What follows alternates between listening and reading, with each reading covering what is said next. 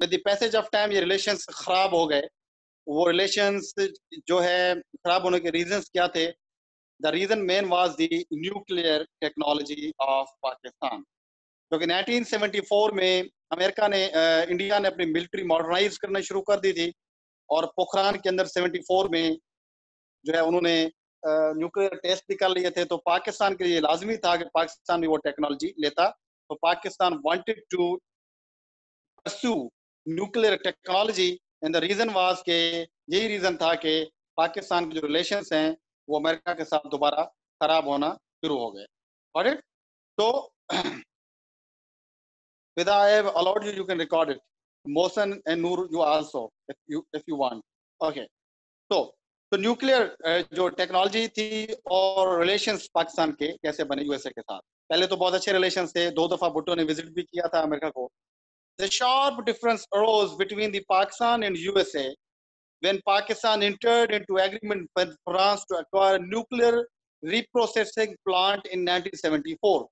تو پاکستان نے فرانس کے ساتھ ایک معاہدہ سائن کیا کہ وہ نیوکلیئر ریپروسیسنگ پلانٹ جو ہے وہ لگائیں گے, یعنی ایٹم بم بنانے کے اوپر اپنا کام شروع کریں گے. Viewing this as a move in Pakistan's part to acquire nuclear weapons capability, the USA finally blocked the deal in the field. اور یہی ریزن تھا کہ امریکہ ناراض ہو گیا اور امریکہ نے پاکستان کے اوپر بلاکیج لگا دی. انہوں نے کہا کہ نمبر 1 یہ ہے کہ withdrawal of A7 aircraft, ٹھیک ہے, آفٹر آفر 77, یعنی کہ انہوں نے پاکستان کو A17 جو ہے وہ ایک ایئر کرافٹ دینا تھا, اس کے اوپر انہوں نے جو ہے پابندی لگا دی. Suspension of new economic assistance and military sales, اس کے اوپر پابندی لگا دی. Exclusion of Pakistan from President Carter's trip to Asia when he visited Iran and India December 77 and 78. تو جو جمی کارٹر تھا انہوں نے جو ہے وہ وزٹ کرنا تھا پاکستان کو بھی وزٹ کرنا تھا, اور اس ٹائم پہ ایز اے سائن کے طور پہ, ایز اے ڈسپلیئر کے طور پہ انہوں نے پاکستان کا وہ جو دورہ تھا اس کو بھی انہوں نے ختم کر دیا کہ وہ یہاں پہ ابھی نہیں آئیں گے. یہ انہوں نے ایک قسم کی ڈسپلیئر کنوے کی پاکستان کو, اور یہیں سے ریلیشن خراب ہونا شروع ہوئے. In 1978, the US succeeded in convincing France to withdraw from the agreement for supplying a nuclear reprocessing plant to Pakistan. اور فائنلی طور پہ فرانس کو بھی انہوں نے منوا لیا اور فرانس نے وہ چیزیں بند کر دی. When the US discovered that Pakistan was secretly working on its setting up uranium enrichment facility at Kahuta, it suspended all economic assistance and military sales to Pakistan in April 1979. اور جب اس کے باوجود بھی پاکستان کچھ چیزیں اچیو کر چکا تھا اور اپنا پروگرام جاری کیا ہوا تھا کہوٹا میں, جب اس کو پتہ چلا تو انہوں نے پاکستان کے اوپر مکمل طور پہ ملٹری سیلز کے اوپر پابندی لگا دی. اور یہیں پہ ہی جو ہے ہینری کسنجر نے بھٹو کو کہا تھا کہ we will make you an horrible example, یا ہم آپ کو عبرت کا نشانہ بنائیں گے. بھٹو کو کہا گیا تھا اس ٹائم پہ, for serious challenge for Bhutto, یہ کہا گیا تھا. تو بھٹو پھر بھی نہیں مڑا, اور آپ نے یو این او کے اندر آپ نے اس کی بڑی وہ اسپیچ بھی دیکھی ہوگی جو وہ پیپر پھاڑ کے باہر نکلتا ہے. اس کا بھی یہی تھا کہ آپ جتنا بھی روکیں but we will eat grass. اس نے جب کہا تھا کہ ہم گھاس کھائیں گے پر ہم جو ہے وہ جو ہے اپنا نیوکلیئر جو پاور ہے اس کو ہم نہیں چھوڑیں گے سچویشن کے اندر. تو اس طریقے سے ان کے ریلیشنز خراب ہو گئے. بٹ بھٹو کے ریلیشن مسلم ورلڈ کے ساتھ بہت اچھے بنے, کیونکہ بھٹو نے جو ہے وہ اسلامک سوشلزم کا نعرہ بھی لگایا ہوا تھا. تو Pakistan relation with the Muslim states, particularly the states of Middle East, یعنی سعودیہ, قطر, بحرین, ان کے ساتھ بہت ہی اچھے بنے.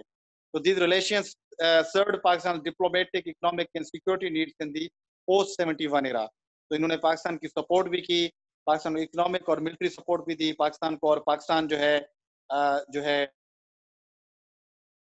Middle East extended economic assistance like investment grants and loans on soft terms and diplomatic support to Pakistan.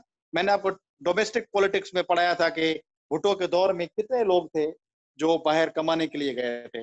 آج بھی بہت سارے لوگ بھٹو کے دور کی ہیں جو ان مڈل ایسٹرن کنٹریز کے اندر کما رہے ہیں. تو یہ بھٹو کی طرف سے یہ گڈ جیسچر دیا گیا تھا. They accommodated Pakistani human power which brought a financial bonanza for the Pakistan. ٹھیک ہے, تو یہ پاکستان کے لیے بہت ہی زیادہ فائدہ مند چیزیں ثابت ہوئی. اور یہیں پہ ہی ہے بھٹو نے OIC کا اجلاس بلایا تاکہ پاکستان جو ہے وہ ایک اسلامک کنٹری کو لیڈ کر سکے 1974 میں, اور اسی میں ہی پاکستان نے بنگلہ دیش کو بھی ایکسیپٹ کر دیا تھا.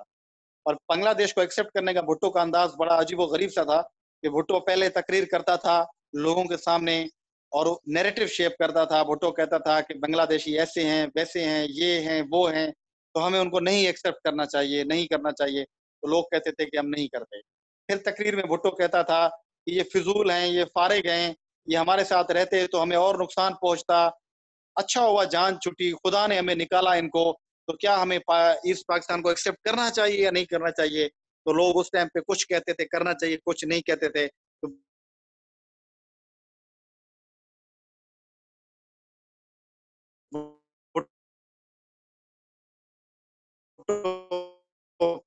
پھر ان پہ لعنت بھیجتا تھا, کہتا تھا ہم ان کو نہیں کرتے. اس طریقے سے کرتے کرتے پھر فائنلی بھٹو ایسے ہی ایک دن جذباتی تقریر کرتے کرتے کہ انہوں نے کہا کہ جیسے میں کہوں گا آپ کہیں گے, یہ ساری ایک تمہید باندھ کے پھر بھٹو نے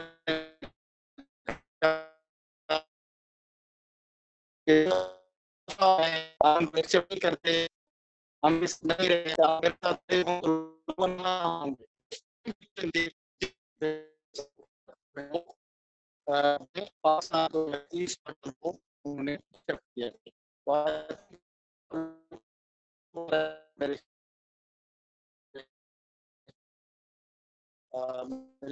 وائس کلیئر ہے آپ لوگوں کو؟